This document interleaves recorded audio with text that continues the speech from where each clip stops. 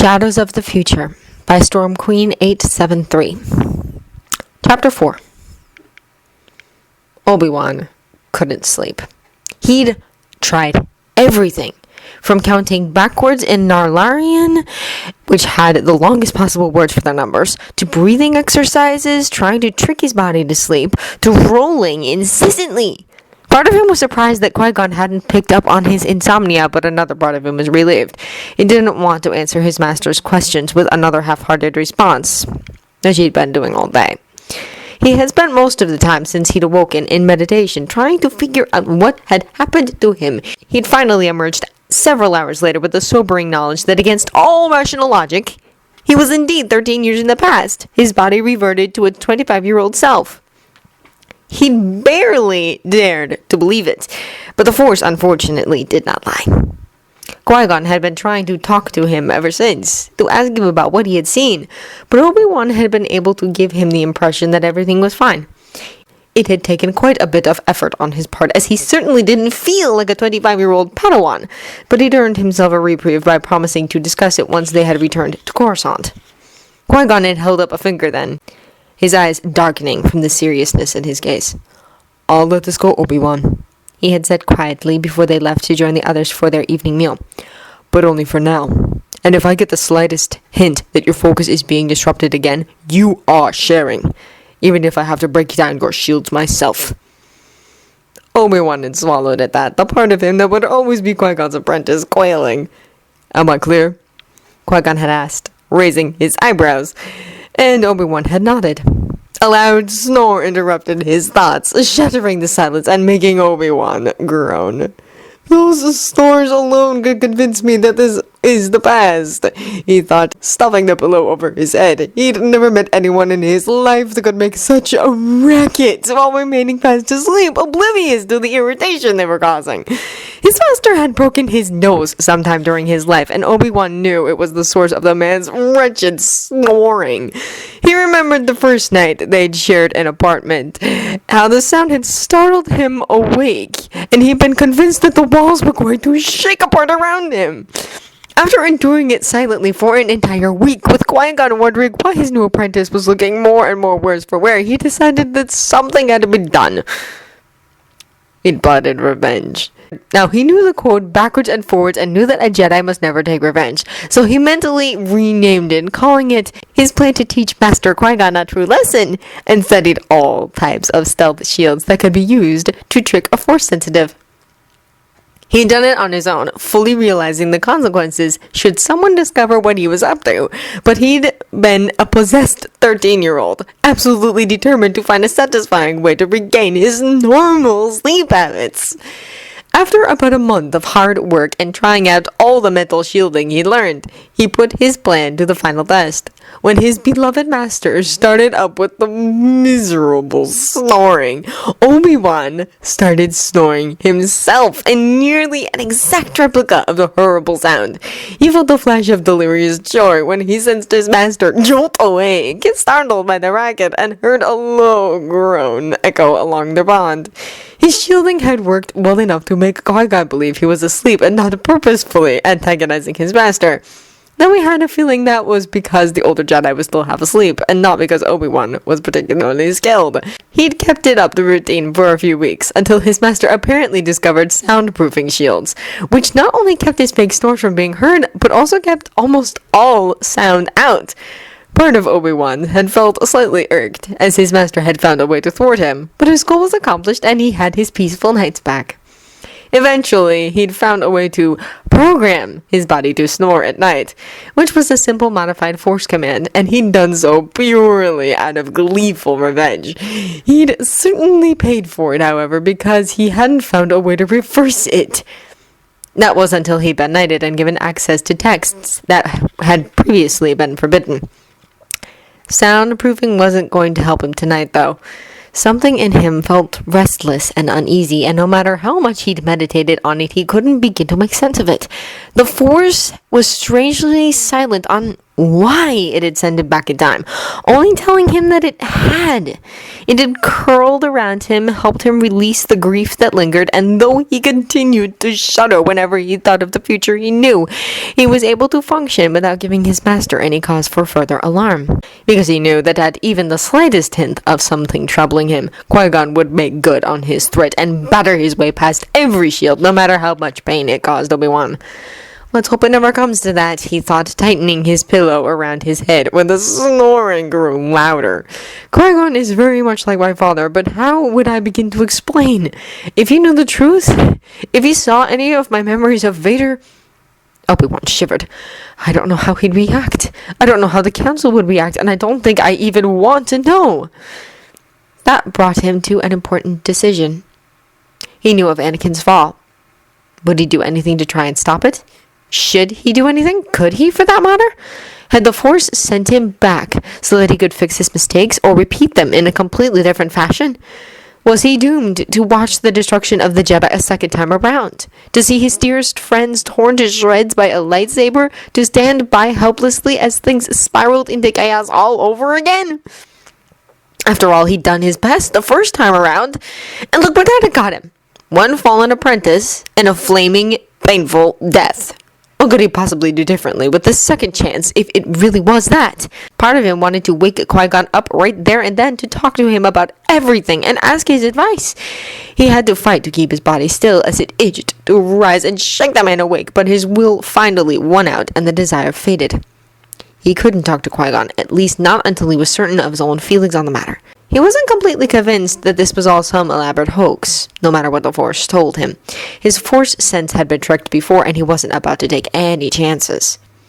He still didn't know what he was going to do, though. He still wasn't sure if his actions would make the slightest difference. Could he stand watching Anakin fall a second time?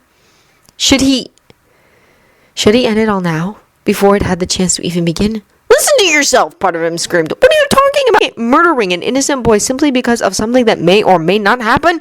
What you're suggesting is absolutely insane. The voice was right, and he knew it. He could no more kill Anakin than he could cut off his own foot, no matter how much he tried to rationalize the act.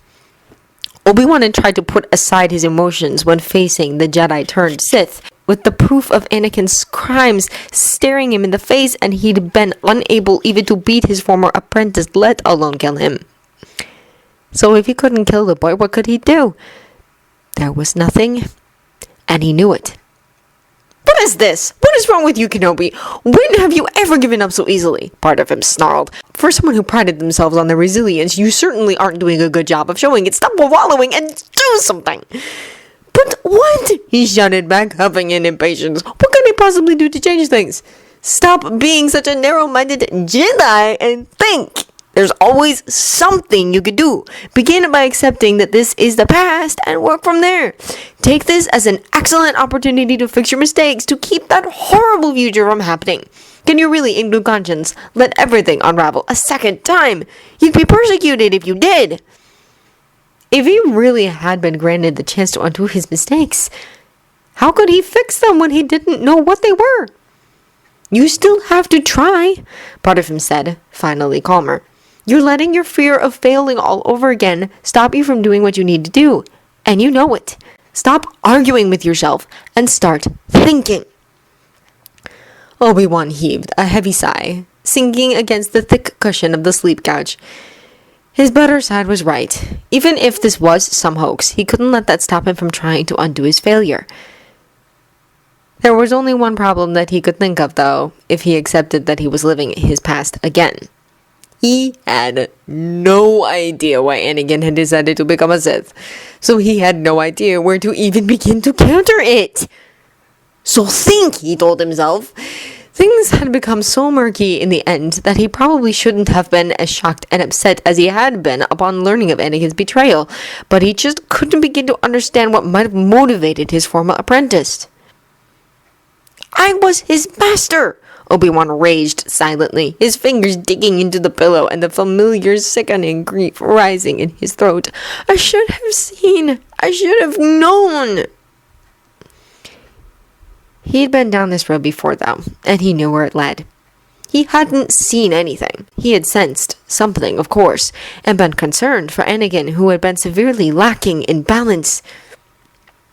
He had arrogantly assumed, however, that the young man would fall back on his teachings to give him the footing he needed. And when he hadn't,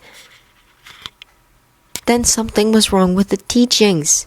That sudden thought shook him to his core, chills skittering down his spine and dancing along his skin.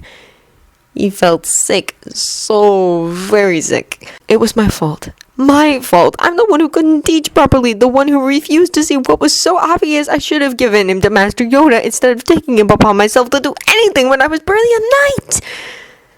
So where had he gone wrong then? Had it been his sheer lack of experience? No, he thought, dismissing that idea. Many other knights, some even younger than he, had taken apprentices, and they didn't have nearly the amount of training that Obi-Wan had been given under Qui-Gon. None of them had failed as he had done. So again, where had he gone wrong? Where had he blundered so badly that the young man had turned to the dark side for answers? I've been mulling over it for what feels like hours, he thought with an inner grumble. I knew I should have meditated on this as well, and I certainly am not getting any peace and quiet here.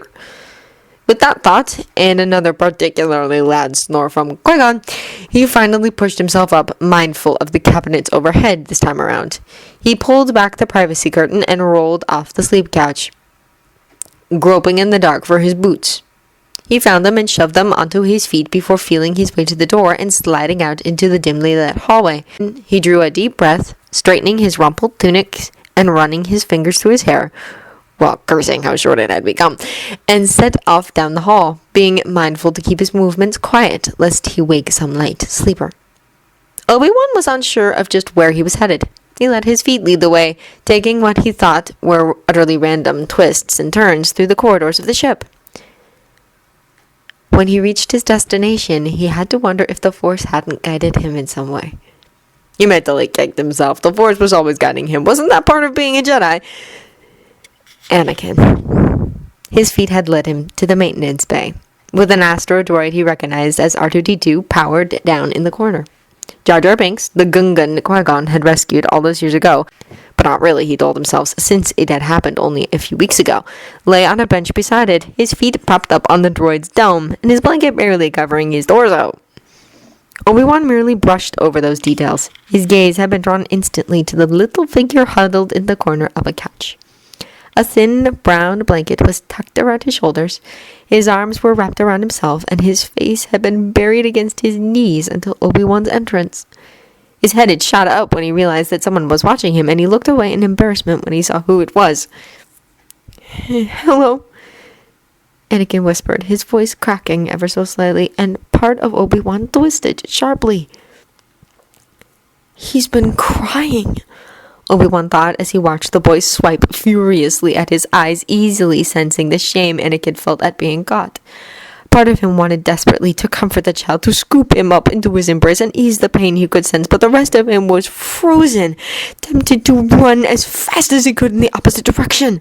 He began, the word slipping from his lips before he could stop it, and Anakin's gaze flickered to him briefly, reflecting the spark of curiosity Obi-Wan could sense. "You're up awfully late," Obi-Wan said at last, finally settling on something good and neutral. He hoped to make Anakin think he hadn't seen the boy's tears, so as to lessen some of the humiliation he could feel coiling in the other. "So are you," Anakin responded, his voice still shaky, but definitely bolder. He sniffled loudly before wiping his runny nose on the back of his sleeve, and part of Obi-Wan quailed at the familiar movement. How many times had he been after Anakin about that? How many tunics had been ruined because the boy was too lazy to find a tissue? "Don't off-worlders ever sleep? I saw Padme walk by a little while ago. Or is it just a Jedi thing?" Yes, this certainly was the Anakin he remembered. Even though Obi-Wan had seen him in a vulnerable position, he bounced back before anyone had realized what had happened. He was the one who gained strength in the worst situations, and Obi-Wan had to fight the part of him that had begun sobbing. This just couldn't be, he thought. Surely something had to be different. How else was he going to stop this little boy from becoming a complete monster? "I think it must be an off-worlder thing if you saw a handmaiden up at this hour," Obi-Wan said, struggling to keep his tone light, and he took a tentative step into the bay. But I do know many Jedi who are notorious insomniacs, me being one of them, so perhaps it's a little of both. A soft laugh answered him, making his heart leap into his throat. It was the laugh he remembered, the one that had always preceded a comment somewhere along the lines of, "Master, you've got the strangest sense of humor." "Mr. Obi-Wan, that's a weird way to tell a joke," Anakin said, and Obi-Wan shut his eyes, steeling himself against the tears he could feel forming. A Jedi was calm, he told himself. Emotions did not rule them, no matter what the situation. "You think so?" he could hear himself saying. "You're the first to say so. I wonder if people have been laughing at me behind my back then, if I really do joke strangely." Another stronger laugh made him open his eyes, and he caught the brief smile that followed it. "But who would laugh at a Jedi?" Anakin asked. "They'd be too afraid of you throwing them into walls or something." "Well, first of all, you're laughing," he said, and Anakin's eyes widened. "But don't worry, I don't toss people into walls simply because they're laughing at me. They have to give me a much better reason, and even if they did, I doubt I could bring myself to do so." "Why not?" Anakin asked, his arms wrapping around his knees, and Obi-Wan found he was standing near the other end of the small bench. How his feet had carried him there without him noticing was a mystery. "Well, to start with, I'm not allowed to. The code I live by doesn't allow me to act from anger," he said, and watched Anakin frown a little as he processed that information. "And besides, would I really want to go around tossing people into walls? It's such a waste of time and energy, if you think about it." Anakin laughed again, the happiness behind it slamming into Obi-Wan, but oddly enough, it brought him comfort. He frowned inwardly at that. Why had Anakin's presence, which had caused him pain only a few moments ago, suddenly started soothing him? "Just trust it," a part of him whispered. "Treat it as a chance to start over. Didn't you find yourself wishing that you'd been warmer to him when you'd first met? Hadn't you thought the beginning of your apprenticeship could have gone smoother if you'd only taken the time to get to know him as Qui-Gon had?" "So you're feeling better?" Anakin asked, bringing Obi-Wan from his thoughts. "Mr. Qui-Gon seemed really worried about you when he couldn't figure out what was wrong, and to tell the truth..." Anakin drew a deep breath. "It was a little weird seeing him like that. I mean, my master does a very good job of appearing unruffled, even during the worst of times," Obi-Wan said with a smile. "He rarely drops that Jedi mask, as some call it, but when he does, you know something is really wrong. Qui-Gon seems like the type who could fix anything, so when he can't, it's a bit of a shock." "You're telling me?" Anakin said with a familiar eye roll, one that never failed in making Obi-Wan grin. "After the race, Padme told me that even when I stalled out at the beginning, he didn't lose his cool. She said that she'd been terrified more than half the time, but Mr. Qui-Gon, he told her to relax and have faith." "That sounds like my master," Obi-Wan said, sharing a smile with Anakin. "He certainly excels in projecting the calm the Jedi are known for. Not everyone is so capable." Anakin frowned faintly. "Well, I've only met you and Mr. Qui-Gon, and if you guys are anything like the rest of the Jedi, I'm sure they'll all be perfect at it." "We do try, some harder than others," Obi-Wan said. "But don't go spreading that around the temple. If Master Yoda finds out, my shins will be bruised beyond belief." "What?" Obi-Wan nearly smacked his forehead with the palm of his hand. "I'm sorry, Anakin, I forgot. Master Yoda is a Jedi Master who resembles, if you'll pardon me, a troll. He's probably even shorter than you, with green skin, and he carries this walking stick that he uses to hit people with. He also has a saying about trying, how it doesn't really exist. Either you do something, or you don't. That kind of thing." Anakin said, frowning as he worked over everything Obi-Wan had said. "He sounds pretty mean, if you ask me." "He can be, but he grows on you," Obi-Wan told him. "He's also one of the strongest Jedi." "He'd have to be to get away with hitting people," Anakin grumbled, and Obi-Wan surprised him by laughing. "Well, to finally answer your original question, yes, I am feeling better. Still a little shaken, but definitely better." Anakin tilted his head slightly to one side in a manner that Obi-Wan knew foretold that he was about to ask something. "What did you see then? It must have been awful if it messed you up as bad as it did." "It wasn't that bad," Obi-Wan answered, trying to avoid answering the real question. "There was some good to it as well. It just ended poorly." So you could tell what was going on? It all made perfect sense to you as you saw it happen? Anakin asked, leaning forward in an expression of eagerness. His eyes had locked themselves on Obi-Wan, who began squishing the panic it instilled. You were able to tell what it meant and stuff? Well, yes, he answered slowly, unsure of where the line of questioning was heading. But don't think that's a typical response to a vision. You might as well call it that. It made things easier to deal with. Most of the visions I have are mere fragments, completely disjointed and without any clues behind them. Whether it's good or bad, I normally have no way to know how to avoid it or make it happen. Anakin said again, sitting back heavily, and Obi-Wan found himself leaning forward, his head dipping in an attempt to recapture the boy's gaze. Why do you ask? He knew the answer before he'd finished his question. Anakin was the most powerful force-sensitive the Temple had ever seen. He was having visions of his own. Do you want to tell me about it? Obi-Wan asked quietly, every part of him waiting on tenterhooks. The Anakin he remembered had barely shared anything. His nightmares he might share occasionally, but he kept his visions to himself or sought out Master Yoda for guidance. He simply hadn't trusted Obi-Wan with anything that he kept close to his heart. You'll laugh, Anakin said, his voice small as he curled in on himself. But he caught himself just in time, wincing inwardly. Not calling Anakin as he was accustomed to was going to take a lot of effort on his part. It was so easy to slip. What makes you think I'll laugh?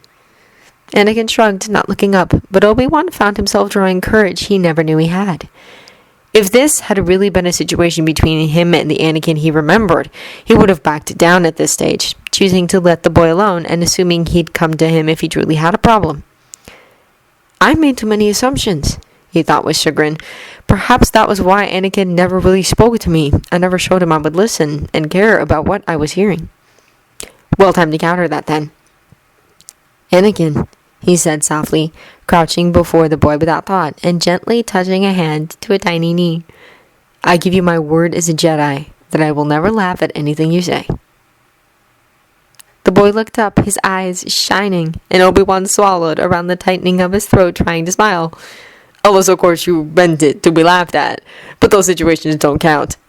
His statement succeeded in making the boy smile, and he returned it. So will you share your vision with me?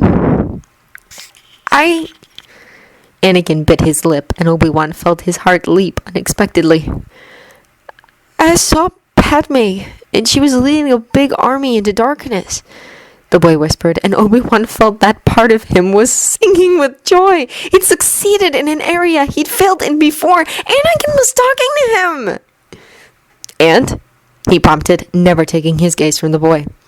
Well, it was scary, because Padme told me she doesn't like fighting, that her people are peaceful.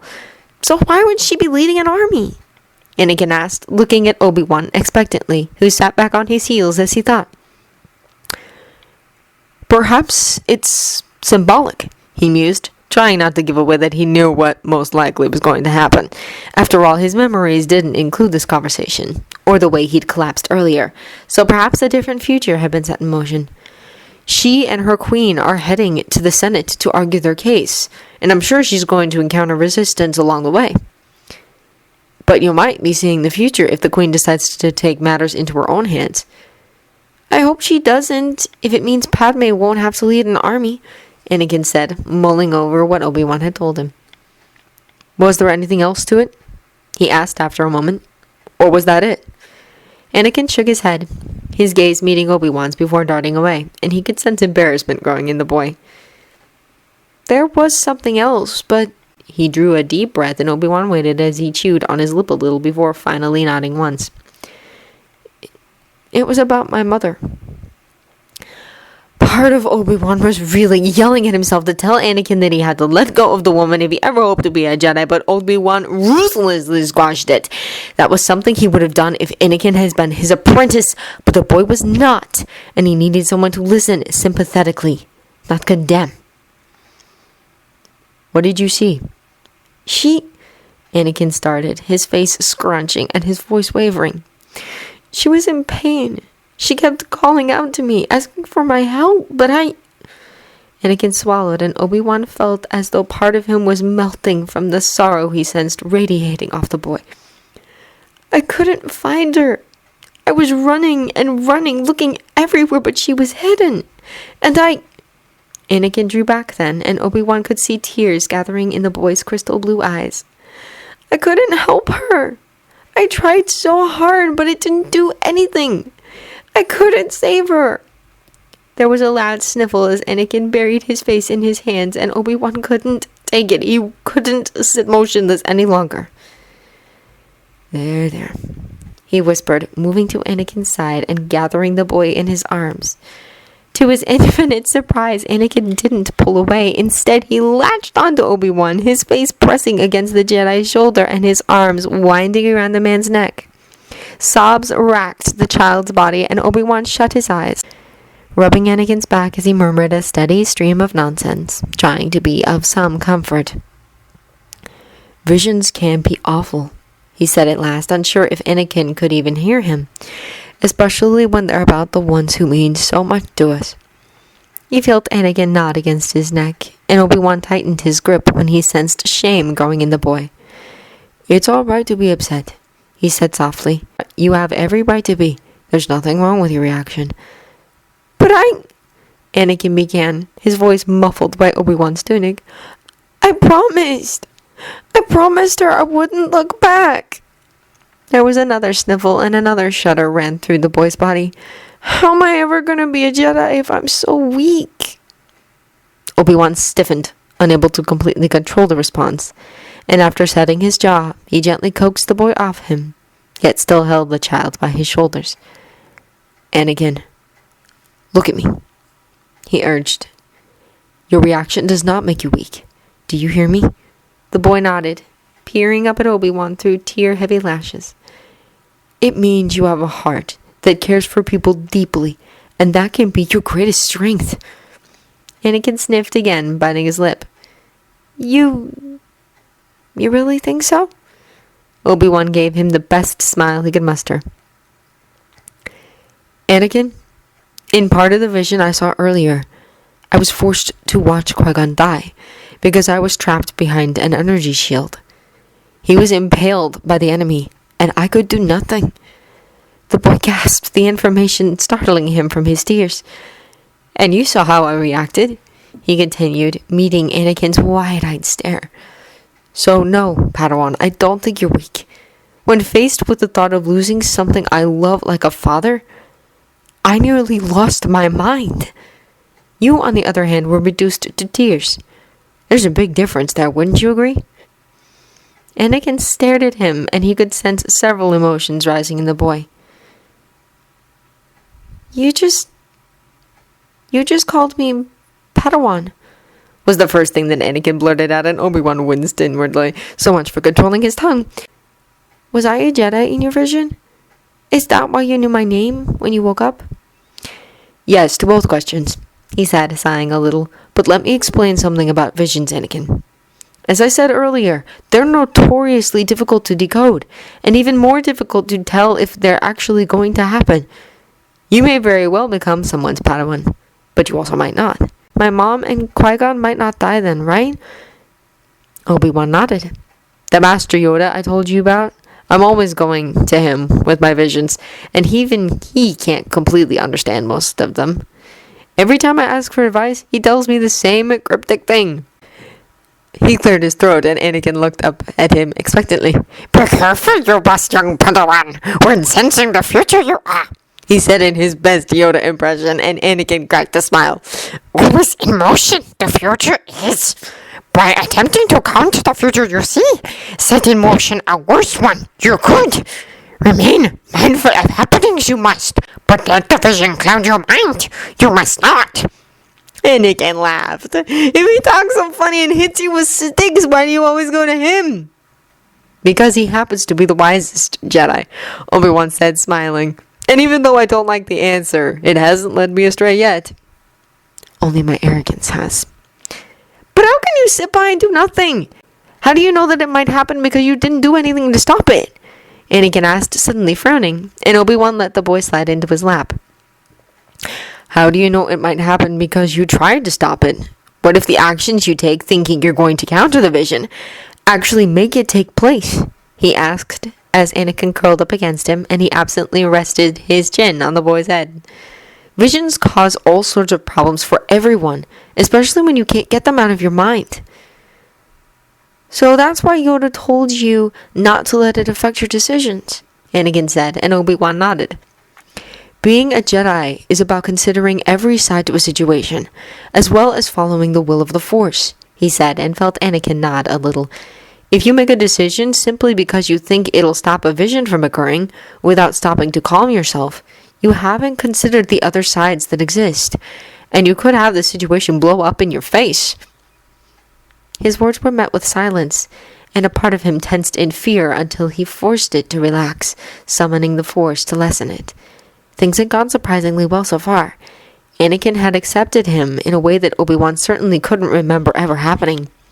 He'd held the boy after his nightmares, certainly, but never like this. Anakin had never been so relaxed in his presence, and it sent a wild, powerful hope coursing through his veins. He just might succeed after all. I think I see, Anakin said at last. It's kind of confusing, but I'll do my best not to let my dreams affect my choices, and think about all the possible sides. I'm going to be a Jedi after all, and if that's what they do, then I'd better get started. Obi-Wan smiled, squeezing the boy gently in an encouraging hug. I know it's hard, Anakin. Being a Jedi is difficult. Don't let the calm we project fool you. There's rules for just about everything, and sometimes even the strictest of Jedi can find themselves chafing under the code we live by. I know I did. But is it really all that bad? Is it enough to make you stop being one? Anakin asked, and Obi-Wan fell silent. Here was the boy he remembered, full of direct, perceptive questions that unnerved many. Sometimes, he thought, shutting his eyes at the onslaught of triggered memories, when I couldn't sit by at Meliradan and had to help those people, even if it meant abandoning the Order. I almost lost Qui-Gon in the process. Sometimes, he thought, when the Council didn't listen to me, when they ignored my concerns about Anakin, you'd think as wary as they were about training him, they'd have more interest in my qualms concerning his temperament. Sometimes, he thought, when I watched Anakin struggle to release his emotions, to let go of his anger and fear, when the code failed to help him, failed to give him the comfort it brought me. You hid behind it, part of him whispered. You didn't know how to help Anakin, having been raised as a Jedi for your entire life. You'd known how to control your emotions ever since you were small. How could you teach a child without that training, when you didn't have the same footing to begin with? Emotions were the key, he realized, feeling as though someone had hit him with a sack of bricks. Anakin had been raised by his loving mother, and forcing him to let go of that before he'd been ready, to deprive him of that support, that care, had been foolhardy. It was little surprise then that Anakin had turned to the dark side, where emotions were glorified. I was certainly of little help, keeping him at arm's length at every turn, he thought with a touch of bitterness. Every time my heart told me to reach out to him, I brushed it off as letting emotions dictate my actions. However, what if that was what I needed to do? Anakin had been very much the unconventional Jedi, what with being allowed training at so late an age. What if his training needed to be completely unconventional as well? What if Obi-Wan had been like the father Anakin had so desperately needed in his life, instead of some stony teacher suppressing any expression of the warmth he truly felt? Would things have ended as poorly? I thought I was teaching him as Qui-Gon taught me, Obi-Wan mused.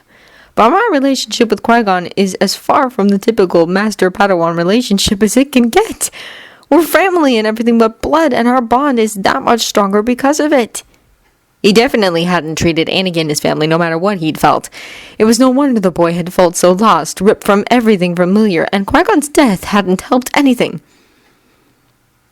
Mr. Obi-Wan? The voice broke him from his thoughts, and he opened his eyes to find Anakin peering at him in confusion. You sure you're all right? I thought you'd passed out again. Anakin frowned then. You're not crying, are you? Obi-Wan touched his cheeks in surprise to find that they were slightly wet from a few tears that had somehow escaped. He laughed a little, part of him marveling at his lack of control, and he wiped them away. Maybe a little, he said. Your question just brought up some memories that still hurt. I'm sorry, Anakin said, and to Obi-Wan's surprise, the boy meant it. He slid back into Obi-Wan's lap, whose arms easily closed around him, and Anakin responded by tucking himself against the Jedi. I didn't think. You couldn't have known, Obi-Wan responded, touched to the depths of his soul. His Anakin had never tried to console him, even when he knew Obi-Wan was upset by something, and he never apologized from his heart when he'd been the cause. Anakin yawned then, reminding Obi-Wan just how late it was. I should leave you now, he said softly, and felt Anakin stiffen. Everyone will be up sometime soon, and I'm sure you want to get some sleep tonight. If you don't, Qui-Gon will be after me about keeping you up all night. Then I won't tell him, Anakin said, his voice again muffled by Obi-Wan's tunic. I'm not that tired. Can't we stay up talking more? I like talking to you. Obi-Wan gave Anakin a warm squeeze before pushing him away as gently as possible. As flattered as I am, you do need your sleep. I'd rather not have a bad-tempered Anakin on my hands tomorrow. Even if I promised not to be? Obi-Wan smiled at that, noting the hope shimmering in Anakin's blue eyes. Why don't you just tell me why you don't want to go to sleep? Are you afraid that you'll dream about your mother again? Anakin wilted slightly, his shoulders drooping, and his gaze darkening as it flicked away. Maybe, he muttered, and Obi-Wan tugged the forgotten blanket around the boy's shoulders. He shivered before pulling it tighter, his eyes training on the metallic floor of the ship. But it's not just that. This place isn't home. His voice dropped in volume as he spoke, and Obi-Wan placed a hand on Anakin's shoulder, silently urging the boy to look at him. Do you want me to stay until you fall asleep? He offered, something he'd never done with the Anakin he remembered, and watched several emotions flicker across the boy's face before vanishing behind a frown. Couldn't I just stay with you tonight? He countered, and Obi-Wan blinked before watching Anakin wince. Sorry, I know that was stupid, but... The boy's frown darkened, and his shoulders drooped a little more. I'm sorry. Obi-Wan heaved a mental sigh, even though part of him was grinning. His Anakin had never asked that, even when Obi-Wan had known he'd wanted to, very desperately. No, it's not stupid, he said, and Anakin began staring up at him. And I might have a solution for this problem. He stood then, holding out his hand for Anakin to take. The boy looked up at him dubiously, but tentatively slid his hand into Obi-Wan's, and he tugged Anakin to his feet. Come on, we're going to make a short stop at the galley before we get some things from my quarters, but we have to do it quietly. I don't want to wake anyone up. Okay, Anakin said as they started from the bay. But what are we getting in the galley? Obi-Wan smiled, and judging by Anakin's expression, he'd succeeded in making it mysterious. You'll see.